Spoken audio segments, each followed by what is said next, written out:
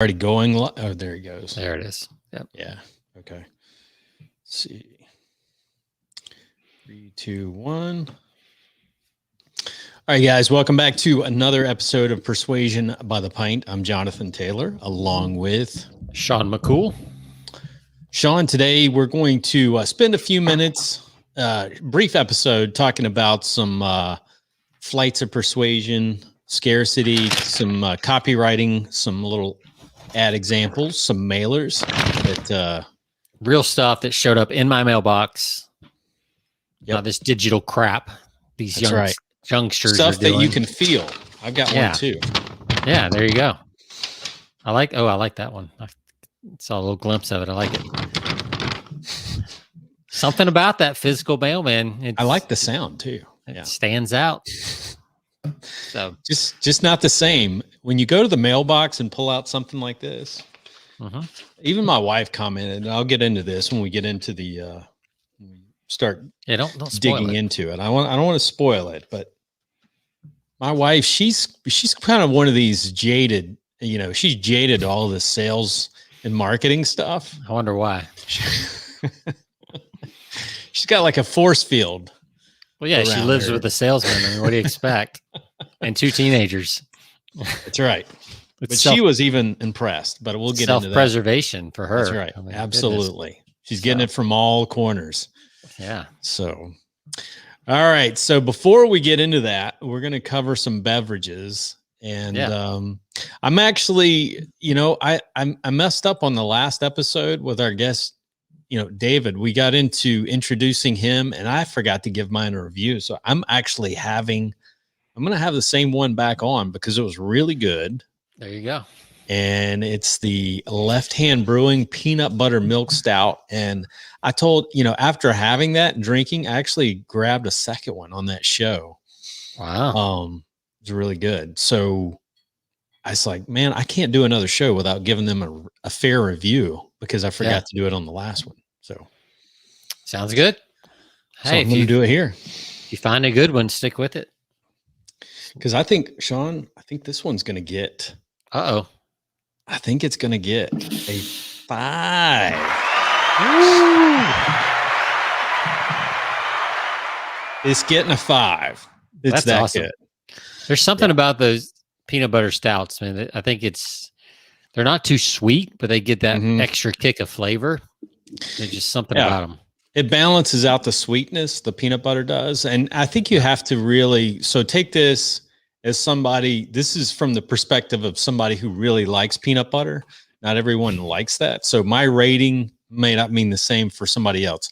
So so I give a story and I'll have a friend of mine, Tommy, he was over at the house earlier this week for Memorial Day. We were doing a barbecue. I actually handed him one of these to drink and forgot that he has an allergy. He has a nut allergy. He took one look at this and he's like, dude, I can't drink this. I'm like, oh man. So anyway, allergy guys. Yeah, those nut allergy. I mean, his is bad too. It's like peanuts. Any nut he can't have, or he goes into a major allergic reaction. You basically have to stab him with an EpiPen. So I can't imagine living that life. Oh, that sounds awful. No peanut butter. No peanut butter. Why would you even go on? I just don't understand. It's like I can't imagine life. No P&J, no peanut butter banana, no peanut butter. Anything. Reese's cups. Oh man, it's a really sad existence. It is. It's like you should go to Mars or something to start over. I don't know. But all right. Well, this is one of the leftovers in the fridge. So this is a Duck Rabbit Porter. Ooh, I remember that. Yeah. So the Duck Rabbit Craft Brewers. It's just a good solid porter. Let me see. Let me take a swig. Oh, that's a nice dark one too. Yeah. So it's a good. I give that a 3.9. Ooh, 3.9. It's good, but coming off the porter I just had, off the stout I just had, feels a little dry, but it's actually good. So You gave it a 4 or 5 last time you had it on. you don't remember. Just kidding. You don't remember. This is like what was that show with Drew Carey? It's like points don't matter. That's right. It's kind of the same really thing. does.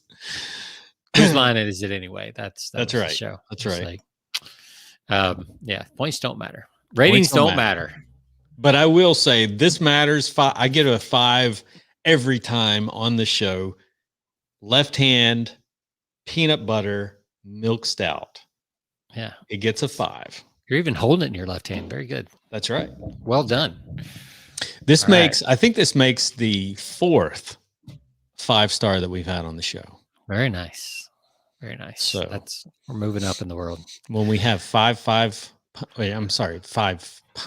When we have 5 5-pint ratings, then I don't know what that's going to do. We'll have to have some kind of special sound effect. Yeah, I don't know. Get like a special trumpet or something. That's right.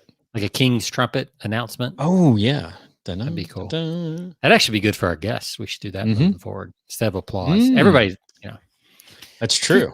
Something like that. Yeah, I like that. All right. Search that. All right. Well, let's do some quick examples and then get on with our Friday night. I'm gonna go have a burger.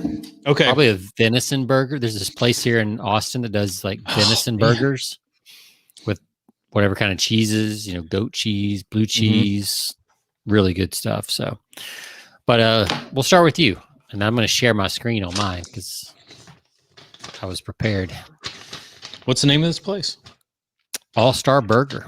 All-Star Burger. Okay. In Bee Cave, Texas. Is it a chain in Texas? I don't think so. There might be 2 locations, but I think there's just one. Okay. Pretty good though. I'll be out in Dallas next week. I don't think it's up there. Okay. So. I might make my way down your way then. I don't know. We'll see. All right. So you got some ad stuff. You got some mailers, physical stuff. So let me share the old screen here. All right. Another benefit of watching us live on the YouTubes and the Facebooks. Share screen. Share screen. Which screen? This screen. The joys of multiple screens. All right. Am I sharing? I'm waiting for it to pop up. Oh, see, I got a new computer now. It says Chrome has lost permission to capture your screen. Follow these steps. What the heck? You go ahead while I'm working out technical difficulties. Right. So this is really good. I love the simplicity of it. So I got this in the mail this week. It says at the very top, it says, Jonathan, personalization. I feel like you're overpaying on your auto loan. I got you pre-approved for up to 32 grand or maybe more by All Direct Lending. My goal is to get you a better APR, lower your payment, and save you money. So what's cool about this is, by the way, I don't think they're going to beat my rate because I'm with the local credit union. They may be able to beat it, but look at this. What attracted me to this was like the personalization, because it looks like it's written on just basically a legal pad. Somebody tore it out. And even the, I'll hold it up close. Even the handwriting, it's got the handwriting font to it. You can see that. Yep. And although I know for a fact that this isn't written with a pen, because if you look at it closely, you can tell it's still attractive to the fact, that somebody uses a personalized touch. They use my name, and then they also use cursive, which is probably, they've got some kind of cursive font. But at the very bottom, pre-approved. Obviously. I like that big red stamp. Big red stamp. And it's crooked too. So it looks like somebody actually stamped it. That's right. And so what did it look like folded up and in the mailbox? It was in a It was in a personalized envelope, just like this, folded just like this, in a personalized envelope. Oh, So very cool. yeah, and there was a little other. I think there was another piece. A little. Oh yeah, here's the card to the person, and it's a local. It's a local guy too. So with the number and everything. So kudos to him. You know, obviously that's effective because most of this junk stuff it goes in the wastebasket. But that I saved it to the side because I thought it really captured my attention. Most of the stuff that's typed and it's just letterhead, all the stuff. Barely even look at it before it goes in the waste bin. So kudos to them for capturing my attention with this. Legal pad, paper, and what looks like just cursive writing with a pen. So is it a machine writing? Can you tell, or is it actual writing? Because there are places online that you can get, they will actually hand write, and you can tell because you can see the indentation in the paper. Yeah. I can tell that this has been this is not written with a pen, so it's been printed on here. Yeah. But what's cool is what I noticed is, most of the script follows the lines in the legal, on the legal page or the legal pad lines. But then, like near the bottom, it starts to like bleed into the lines, like it's not centered. So you can tell that that's been, kind of printed on there. Yeah. But still, the first part of it, the first paragraph really gets your attention. Yeah, and when you pull it out of the envelope, it looks like somebody wrote you something. So, and that's the point, right? It's like, can I get you to read the first sentence? Absolutely. Not trying to get them to read the whole thing. So that's good. Well, it's funny. You should let me see if the old screen share works now that I did the stuff I'm supposed to do. Man, so for our listeners who didn't hear the last one, and maybe we didn't mention this on the show, we probably mentioned this pre-show, but you've got a new iMac. I went from a 2013 MacBook Pro to a 2020 iMac, not the brand new iMac, but basically the iMacs that they're trying to get rid of because they're $300 off. But it's when you get a new computer, even if you transfer a lot of stuff, it's like the first time you go on, it's like, this is a new device, blah, blah, blah, blah, blah. And you got to redo the settings. But so for some reason, it's not letting me do screen share. Right. And I can't focus on both. So I'll just hold them up like you did the old school way. But I got something similar in the mail, but it was like a printed flyer. But they did do the handwriting font. Oh, I see that. Yes. Right next, so the address is in handwriting font, and then right next to it, there's a letter, kind of a handwritten note next to the address line that says, "Our master installers are the real heroes in our business. Save 25% off, and let them take care of all the details for you. Give me a ring to get a price. 512-843-5898. Andrew." So this was Memorial Days when it hit right before Memorial Day. And it had urgency on it. It's got the deadline. Super deal ends May 31st. And everything's like hero themed. Yeah. Since a lot of people are talking about heroes around Memorial Day. Oh, yeah. So everything is hero themed. So there's a lot of stuff going on here, right? It's hero themed. There's a deadline. There's handwriting font. It's an oversized postcard, which is another trick that makes it stand out because this piece ended up being the wrapper. If you ever watch a mailman deliver mail, he takes the biggest piece of mail and he sticks the envelopes around the crease. Yep. In the crease of the largest piece of mail. So when you do oversized postcards, your stuff is on the outside. So and it becomes a container that your other mail sits in. Yeah. So it's typically the last piece of mail in your hand. Yeah, because in order to shove it in your box, they got to fold that thing, and it's going around everything else. It's on the outside. Yeah. Good point. So that's why all the coupon books that you get every Wednesday, the grocery store flyers, they're larger. All the mail gets put in them, and you get stuck in them. Like I said, when you're sorting, that's the last thing in your hand. Yep. So You think all this stuff just happens? No, my friend. No. This is all very strategic. Very strategic. Strategery. Strategery. As Mr. Bush would say.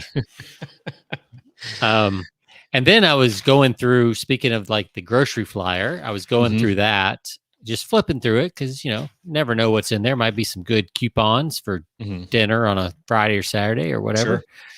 Sure. And here's an old school direct response space ad for those people who are having knee pain. It says, imagine a life free of knee pain. Now, if you have imagine word, what does that do? What does that do to the mind? Yeah, it's like, ooh, that would be nice. You got a grandpa playing with soccer with his grandkid.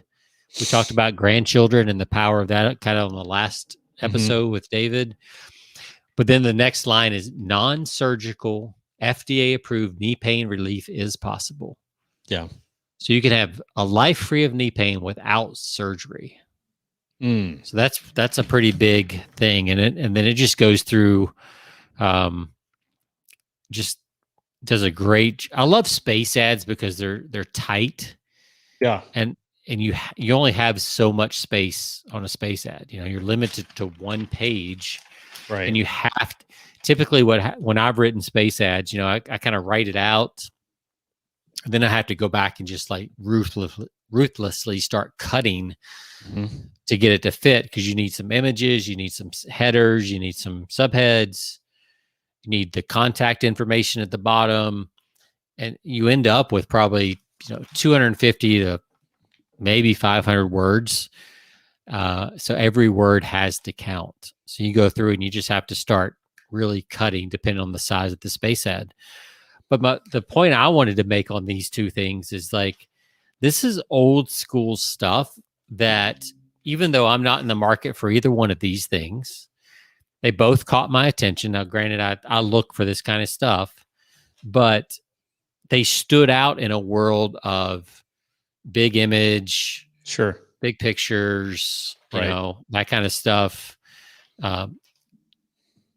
This is very emotional, benefit-driven stuff, timeline, time deadlines, things like that. So stuff still works. And I know sometimes we talk about this stuff and there might be some listeners like, I don't know if that'll still work. It's the internet, have you heard of the internet, Jonathan, Sean? We're like, yeah, we have. Yep. But there's also a whole world out there that, they still drive places. They still go out to eat, not as much in the last year, but, they still check their mail. We've talked about checking the mail is one of the few times that millennials or other people do not have their phone in their hand. Yep. Like, it's hard to check the mail with the phone in your hand. It really is. You almost need two hands to do it.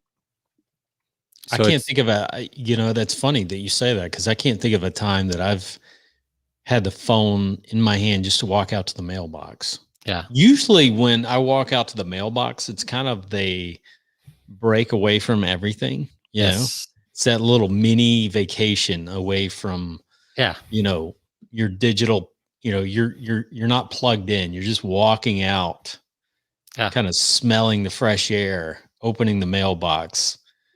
So everything is kind of physically related. You're basically kind of trying to escape that digital world for at least a short period of time. I agree. I do the same thing. If I'm kind of, I'll go outside on the front porch and like just get a breath of fresh air, because, work from home, work in the office. I'm like, well, while I'm out here, I might as well walk to the end of the driveway, check the mail, get a couple extra steps in, and I know there's really nothing in there for me. I'm the same way. I'm not expecting a check or anything. No. Everybody pays digitally now. So it's like, sure. But there's something about just, going to the mailbox and maybe there's something in there for me. Yep. And if not, it was a nice little walk, and like you said, breath of fresh air, and stretch your legs. And I always leave the phone inside. I know not everybody does, but it's probably in their back pocket at least. Sure. Which is a win these days. hand. Right. Yeah. Yeah, that's right. Because you don't know how much mail you're going to get. You may have to use both hands there. So Yeah, so there's a lot of ways to still, even if you're a global enterprise or if you're you've got a coaching and consulting, I mean, you really should look into direct mail. And if you know copy and marketing and consulting, you should be consulting local businesses on how they can make their direct mail better. Absolutely. Because you've listened to this show. Yep. So, yeah, the mailbox is not dead. I think Brian Kurtz, talked about that when he was on a while back. It's like, it's probably one of the most least crowded inboxes that we have these days. You can actually stand out pretty easy. Absolutely. In an inbox, in a mailbox. So there's a couple tips for you, handwriting, doing space ads, oversized postcards, personalized letters. Like, there's still so much you can do in direct mail, and so many people, especially if you have an online business and once you get an order, you have their mailing address because it's attached to their credit card. Yep. And very few people are using that to do follow-up campaigns or anything else. You can send offers just in the mail so that when they get there, and people are like, well, mail's expensive. And I'm like, well, not anymore. Like, compared to the cost of a Facebook ad, where it might cost $3 to $10 to get a lead. Once you have a buyer, you can send another offer to them for $1.50. If you're doing a letter and in a basic number 10 envelope with some stamps, or a stamp, I mean, you can get back in front of that person in an isolated way for $1.50. Oh, I mean, that's cheap. It is cheap. The days of, I mean, yes, retargeting is probably cheaper than that, but it's also not as effective. Right. Because you're still competing with all the stuff going on online while you're trying to retarget. And there's no guarantee that you can retarget. You've got 100% chance of at least getting in front of the person in the mail. And then it's up to your envelope and your copy and things like that to do the rest. But at least you're going to get in front of them. Yep. So yeah, use this stuff. It's pretty cool. Still works. Still grabs attention. One of the things I was going to mention to David on the last episode, with David Dutch, is like he talks about, I was reading one of his blog posts where he talked about how to get people to read your copy without changing a word. And it's all about your packaging, which he had some really good tips on packaging, but, I would encourage people to go to, his website, David Deutsch? David L. Deutsch. DavidLDeutsch.com. But really interesting. But yeah, I mean, that plays a huge part of it. It's like we talk about the legal pad letter and, just your packaging, wrapping, having that big enough postcard to wrap around the other letters, thinking that through. Yeah. Packaging's everything because it gets people to read, move to the next step, which is reading your copy. So yeah, it's like this. It's like the subject line in an email.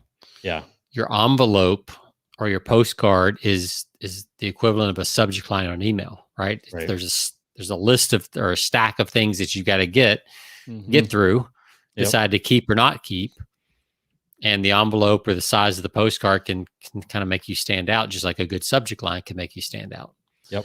So it's the same concept, same principles, just applied in print instead of digitally.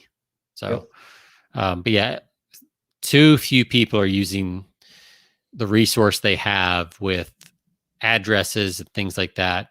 I know some credit card processors don't give you the address. It's a good reason to at least do some type of promotion to grab the addresses, where you'll send them a free something, some type of swag or something like that. If you figure that into your your client acquisition cost, it can be worth it because you can then reuse that address over and over and over. Right. we just did a campaign where I'm with a client I'm with right now, where we gave away a free physical book, and like people went crazy for it. As a part of signing up for the offer, they're like, the first however many people to sign up get a free physical copy of this book, and you'd be amazed. Like, you could pick it up other places, but actually, this I guess you couldn't. So, but as a fit, people wanted the printed copy. Oh yeah, yeah. And then we were able to grab those addresses. We'll ship them out, and now we can also do either ride-alongs or follow-up letters to those addresses that we have. And Did they're they pay proven. for the shipping on those? No, we paid for them as part of the promotion. Yeah. So wow, this is just a pure kind of bonus offer. sure, To drive up some urgency and stuff like that. Mm-hmm. But yeah, we'll be able to mail out other promotions now to those proven buyers for as long as we want. Yeah. Excuse me. So that's awesome. So yeah, so don't. I know we've said it before, but stuff like this keeps showing up in my mailbox. There's some savvy people out there, these local marketers, and they're going to get the business because they're staying in front of people. Yeah. And even if you're not a local company, you can still use these tactics and these ideas to show up in people's mailboxes. Yep. So that's all I got. So I've got one more, maybe two more, but I've got one. I want to share an example of scarcity that I got in my email box today. Okay. It's not the best copy, but it's an example of scarcity that anyone can use that's authentic. So I've got a email from the local sales manager at a dealership, car dealership. It's a Jeep dealership because I'm on the list. I have a Jeep. So this particular gentleman sent me an email, and I'm going to read it. It's really short, but it gets right to the point. And it caught my attention.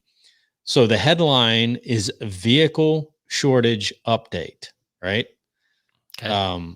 So to my knowledge, I don't remember him, sending me a previous email so that he would update me further. So, right. so like you missed something. Yeah, I missed something along the way to get the update because I feel like I need to have some other conversation or some previous communication before I can get an update. But we'll forget that. But that did catch my attention. So vehicle shortage update. And this is from a Danielle Brock. So she sends it to me, and I got to give her some compliments to this. She says, update what you need to know about your vehicle, your market, the market, and how it affects you. She said, so it says here, to be extremely transparent, the rubber and global chip shortage has caused prices to increase in both new and used vehicles. This means that if you're going to purchase a vehicle, you should purchase it very soon. In parentheses, it says, even if it's not from us, right? That's a nice touch. That's a nice touch. I was impressed with that, even if it's not from us. So she's, throwing out a recommendation. It's the old takeaway selling, right? It's absolutely. Great takeaway selling. Yeah. So she has positioned herself more as a consumer advocate when she puts that touch to it. Like, even if it's not from us, you should probably purchase soon if you're thinking about it. But then she goes on to say some other manufacturers were hit with this production problem way before we have. She misspells a few things, but it says, for now, we estimate that we should have vehicles for at least the next few months. All right. Mm-hmm. Basically saying, we've got supply at least for the next few months. Most trade values have increased dramatically due to this market shortage. I'm just trying to inform people before it's too late. Have a great rest of your week and stay safe, and here's what it's cool. Below, she puts links to the tire shortage from a link to Car and Driver News on the shortage, the chip shortage, some links to the chip shortage, the silicone chips that are going into new vehicles. And I know this from my aspect because I'm in the industry, I'm in manufacturing sectors that are, we're seeing a lot of trickle down effects of those chip shortages. Yeah. With the automotive and so many OEMs that are manufacturing, parts for automotive assembly plants are, some of them are shutting down right now because of the chip shortage, because it's just a slow, it's just a bottleneck. It's creating problems with supply chain problems and, all sorts of issues. But I found this really interesting, a really good case for using scarcity and using something in the news, obviously, to create a scarcity, obviously, that using that scarcity principle of influence, and using something that's really authentic. It's not fake. It's actually something that's real that everyone's dealing with right now, which is a scarcity of materials out there. Yep. That's good. And I love the proof. It's like, don't take my word for it. Here's proof of what I'm That's saying. right. I mean, that's a nice little touch. And then That's right. Not and even if you don't buy from us, right? Yeah, that's a great touch. Absolutely. That was I thought it was really impressive. Yeah, very well done. Not like overly great copy, but the fact that she used a lot of those aspects of, just using that scarcity mentality, the headline, which is an update, which kind of catches your attention because, it's almost like using, I know a lot of copy, like you see a lot of emails with the RE, like reply or Right. an update, a quick update or something like that. Like you've been in the conversation for some time. Yeah. And you really haven't been. But it's effective because it catches your attention and gets you to read the next line. So again, as long as it's not too misleading, I think. Sure. Like RE can stand for reply, but it can also stand for in regards to. Yeah, absolutely. Right. It's not always reply. So, what you don't want to do is you don't want to use something like, something about like, I've used this before but you can only use it sparingly. It's like, urgent matter with your account. Yeah. Right. I mean, that's something you can only use like once a year. Yep. So you got to use it very intentionally, and you better do a good job of explaining it in the email. Right. But yeah, stuff like that, update, RE, all those types of things work really well. Yeah. So what was your other thing? Last thing on scarcity. So I'm going to share an example this week, and it kind of follows along with this email. But so here's a podcast sponsor for a couple of my other shows. I've reached out to them a number of times before, at least 4 or 5 times before. And with the responses, no, we're not ready to market. We're not ready to do a sponsorship on your show. And so what I decided to do was to send out one final email this week that let them know, given the state of the industry and with the inflation, and we're seeing supply chain issues, inflation that's coming with everything else. I let them know that, listen, starting next year, in the next 6 months, I want to jump on board. You better do it now because we do 6 months at a time. And so you want to do that before the first of the year. Immediately when I put that out, new one, that things were going to change, prices are going to go up. So that caught their attention. So, they jumped on board, signed a contract this past week and got them on board. So very it's nice. Just another example of scarcity that works if it's true, which, if you're using it true to form, then it should work every time, because people don't want to be, it's that fear of being left, the fear of missing out.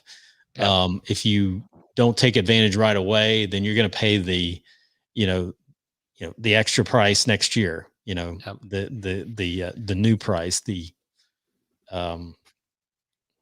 I think did we just go off lot or no, we're still there. Oh, okay. I just got this notice on YouTube. It just popped up this one. Oh, okay. So we are live. Okay. But anyway, yeah, people looking ahead, they see the increase. They want to get in, Yep. while the getting's good. So Well, the other thing is people just, they don't want to make a decision. So until you that's right. kind of force their hand, they just won't, Yeah. they just not going to make a decision. I mean, we Right. just did a huge campaign for the company I'm working with, and they, I kept telling everybody at the company is like 50% of our sales, 40 to 50% of our sales are going to come in the last 24 hours. Sure. Like it's just going to happen. So we had this a nice little spike at the beginning, then we had this mid campaign lull, and I was like, don't worry, it'll be there. And sure enough, like the last 24 hours, 40 to 50% of the buyers showed up because there was a deadline attack, and it was a real deadline when A real deadline. Yeah. we were starting a class. So it's just amazing how people will continue to put that. And I know I've done it. I've had, a sales page up in a tab in my, on my computer for a week before, trying to decide, do I want this? Do I really need it? Yeah. Do I want it? Not? And then all of a sudden it's like the deadline happens and I'm like, okay, I'll go ahead and buy it. It's just human nature. Absolutely. So you can either fight it or you can just know that it's there. And the thing is, it needs to be a legitimate price increase, a legitimate absolutely deadline, those kind of things. So, and if you give the because reason, it's like the, in Cialdini, he talks about influence. You always give people, you need to give people a reason so they'll believe, your scarcity, regardless. So, I laid out for them, listen, here's the reason prices are going to go up. And, if you give them the reason, the because, they're like, oh, I get it, and we'll move forward. But it's just like you said, Sean, they were kind of dragging their feet. Every time I'd reach out to them, well, we're thinking about it, and they were like kicking the can. And, they had one of the accountants within their company where it's like, he's a bean counter. So he's like, I don't know if we want to spend the money. And they would always just come back to me and say, we've talked to our manager, and he's kind of an accounting. He's an accountant at heart, and he's just, he's like, I'm just going to wait and see. So I'm like, okay, well, here's the deal. So it's amazing just how that works, how that can get people right off the, especially, people that are, price conscious. They start to see, well, if we're going to do this, we're going to pay more next year. So, that even gets the bean counter's attention when you start talking numbers. So absolutely. Yeah. So yeah, I mean, it's tried and true stuff. I mean, we keep talking about it. Hopefully people keep hearing us and using it. So, which reminds me real quick, lastly, Ben Settle, he's like the master. Like when you talk about scarcity, this guy he follows through every time. I had a card that expired I was on his email players list. I had a card that expired. He sent me an email that said, cause I didn't realize the card had expired, and apparently got a couple of notices, didn't see them, and said, this is your last notice, or, you're done. I'm not even going to allow you to resubscribe. Yeah. Guess what? I let it lapse, and then I tried to go in with a new card. Boom, rejected. Yeah. Yeah. The company I'm with now, they have a firm 1 year policy. If you cancel the monthly membership, you have to wait a year before you could resubscribe. That's right. Not forever, but it is a year, and they do stand by it. Yeah. Like you're flagged in the CRM, and you have to stand by it. And they tell you before you cancel, hey, look, if you cancel, it's going to help. And their retention. And their retention is probably 2 to 3 months longer than the industry average. Yeah. Because they give people that warning. Yeah. Before they go. Right. And it's interesting. They have a lot of return people too, which I think I can believe it. Yeah. Because I think people that plants a seed in your head of some kind. Yeah. That you're like, ooh, maybe I shouldn't have canceled. Or if it's just easy to cancel, you just move on. You don't think about it. Yeah. But because there's that little bit of decision process, you're always wondering, did I make the right decision? So then Yeah. when you are allowed to come back, you're like, "Ooh, coming back, but I'm never Thank you. canceling again." Yeah, it's funny. Yeah, I know it really flips the tables because it's like me with the email players because I was like I I just kind of like I neglected because I'm like, I'll get to it because you got so many other things going on. And then when you finally realize that he stays, it's not a fake scarcity, it's a real deal. And you're like, I can't get on. I'm begging you. I need to get back on this list, because so you're trying a new card. Fortunately, you have like 13 other emails, so That's you're right. probably, Yeah, exactly. you Exactly. can probably find a way to sign up. So Yeah, there's always a way. There's Yeah. always a way. So, but yeah, that's just an example, a couple of examples of scarcity, of getting people's attention that you should really take to heart. So, absolutely. all right, man. Well, I know you got plans. You're going out for Burgers. Yeah. Absolutely. I'm gonna go over to the pool. Let's see, I think my wife's over at the pool with some with her sisters. I'm gonna go check that out Very and nice. get some food over there. So sounds good. Hope you guys have a great weekend. As always, you can find us persuasionbythepint.com. You can find us on all of your platforms, Stitcher Radio, iHeart, Spotify, all of that. Just do a quick search, Persuasion by the Pint, and leave us 5 stars, please, if you get a chance. We greatly appreciate it. Have a great time. We'll see you next week. Sean, it's been fun. Yep. All right.